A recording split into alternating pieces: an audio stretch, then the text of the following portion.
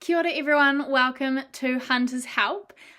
This is a little series hoping to get you excited and ready for university. So to start with, I wanted to talk about university life. So this is just what to expect when you're arriving and hopefully get you again excited about the different things that university has to offer. Now, we're going to start with my favourite part of university, which is the yearly timetable.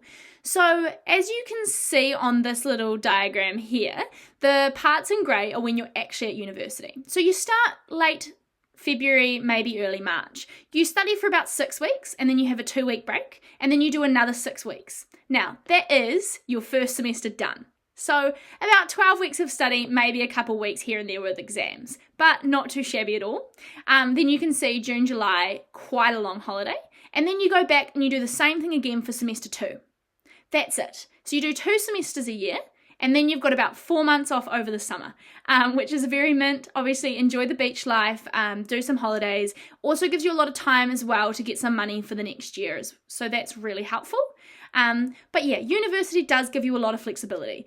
It is a good thing to remember when you are sitting in your classes in first year and you're like, oh my gosh, this is so much. It is a lot. It's a lot because it is really short. You just got to stick with it for 6 weeks at a time, push through the pain, and then it is all rewarded at the end.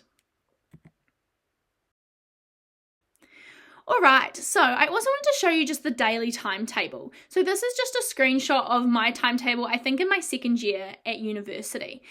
So I was very lucky, I had Wednesday and Friday off. Sometimes you do have days off, sometimes you don't. It really just depends on how things line up.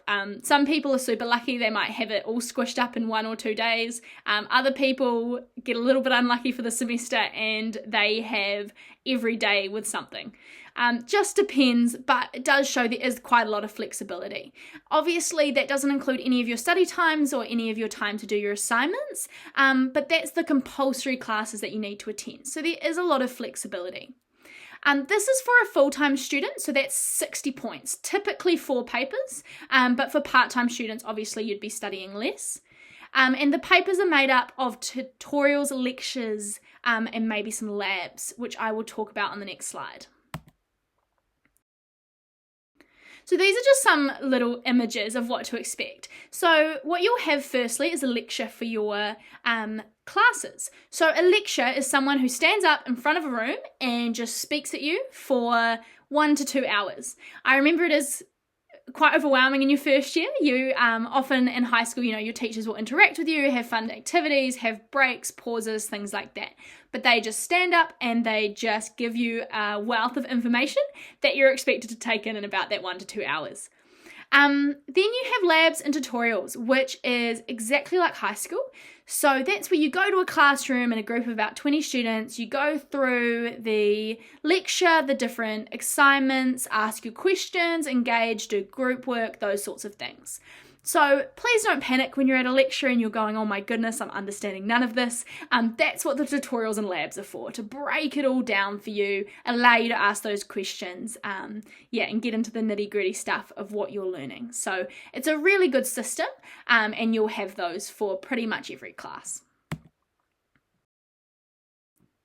I also wanted to go over course marks because this is quite different from high school. So I know a lot of you in New Zealand do NCA, but it is quite similar with other assessments for year 13 as well. So you have, an excellence, and then that goes on your academic transcript on NZQA. Same with if you get a merit, a not achieved, an achieved, whatever. University is quite different. So the only grade that matters is your overall grade. So in a semester you get, if you're studying full time and you're doing 4 papers, you get 4 grades. So if you muck up an assessment, which happens, it's okay because you can make it up in the other assessments. I remember in my first year being absolutely devastated because I mucked up an essay. I read the question wrong and I was like, oh my goodness, what's going to happen? I'm going to fail the paper. It is nothing to stress about really. I ended up still getting a good grade in the paper. It just show, though, why it's important at university. Give everything your best bet. You never know which one you might slip up on or what grades you might need. In first year, they're usually also quite generous, and they give you that attendance and participation grade as well. So, that's, if you're aiming for a pass, that's 50%. So a tutorial just showing up to class gets you 10, and you're a fifth of the way there already. So yeah, it is totally achievable. Just give everything your best shot, and yeah, just that overall grade matters. So don't get too hung up on each individual assessment like you would have to at high school. All right, the work-life balance. How long do I actually spend studying each week? So obviously this is going to vary from student to student, and is also going to vary depending on the time of year. So the estimated time to study for a paper, so a 15-point paper, is 10 hours. So if you're doing 60 points, that's 40 hours a week for the semester. Now, obviously, as I said before, it does vary. You've got assignments normally towards the end of the a semester, so you might be doing a lot more work during that period. You might be quite slow during different times. You might be busy with stuff in your personal life, so you prioritize that one week and then you've got to make it up in another week. It's super flexible. Obviously, if you can stick to the rule of 40 hours a week, I don't know how many people do in their first year. It does make things a lot easier when you get to exam season, but it does all even out essentially. Can you work while you study is another question. Absolutely. Obviously, weekends is a great opportunity to get some money. A lot of uni students as well do afternoon work. For those of you wanting to work during the day, that can be quite hard to set up before a semester starts because you don't pick your tutorials or labs until about the second or third week. So you're not going to know which days you're actually free. But it is possible, especially if you've got a boss who's willing to work around you. Personally, I didn't work. I spent a lot of my time studying. I did have a job in first year, but I did find it quite hard to study intensely all week and then work in the weekends, and I was just shattered by the Monday. But obviously, it does depend on your personal financial situation, as well as how much you're prioritizing your studies. So it's absolutely achievable to work while you study. Just make sure you're getting those hours in to, prioritize those grades as much as you can, because it obviously does all add up in the end. And then a question asked quite a bit is what to bring on your first day. And I know it can be a little bit scary. In high school, they give you that really extensive, a stationery list. Unfortunately, that doesn't happen at university. You just bring yourself and whatever you'd like to take notes with. I know I started with pen and paper, and then my lecturers all talked too quickly, so I gave up and used a laptop. There's no particular laptop you need, just whatever works best for you, whether that's an iPad, MacBook, Microsoft, HP, or just the classic pen and paper. Totally up to you.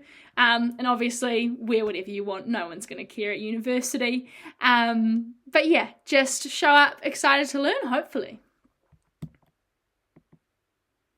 All right, and then the final thing I wanted to touch on was I've chucked up some photos of my experiences at university, is just that there are so many opportunities waiting for you at university, but it is up to you to reach out. So unlike high school where they're, constantly telling you to join sports teams or community groups or clubs and things like that, it is definitely monitored at university. It is totally up to you to get involved. But if you get involved, there is so much fun stuff. There is multiple sports teams, social, competitive. Top right is me on a Prime Minister's Scholar in Vietnam, which is something I put my hand up for. You go to the rugby games with friends. Just so many different things you can get involved in. Please keep an eye out for the different things you might be interested in, and please make the most of it. University can be a really fun time, and I think it's a great transition between high school and adulthood.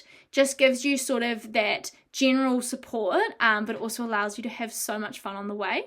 So best of luck with thinking about your university path, and please view the other Hunter's Help videos to get some ideas on your next steps.